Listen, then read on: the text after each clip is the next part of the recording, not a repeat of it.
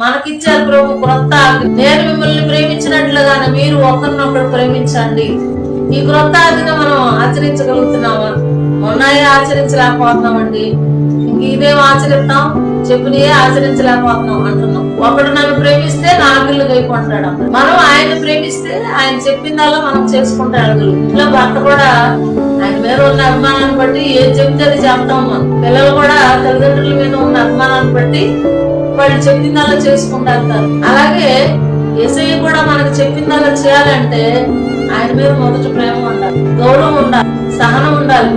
ఈ ఆజ్ఞ నేను పాటించడం ద్వారా నాకేదో మేలు దాచి ఉంచాడు ఆయన. యేసుప్రభు గారు కూడా మనకున్న సమస్యలు ఆయన దగ్గర చెప్పినప్పుడు, మరి నా కొరకు నువ్వు ఇలా ఉంటావా, నేను నీ కొరకు ఇది చేస్తాను. దేవుని ఆజ్ఞను ప్రేమిస్తే వారికి నన్ను కనపరుచుకుంటా అంటున్నారు. మనకు కనపడలేదు, ప్రభు దర్శనాలు రావట్లేదు అని అంటే దేవుని మీద ప్రేమ పోయింది మనకి. ఇది మనం గుర్తుపట్టాలి.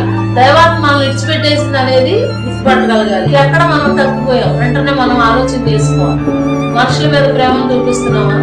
దేవుని మీద, దేవుని పని మీద ప్రేమను చూపిస్తున్నామా?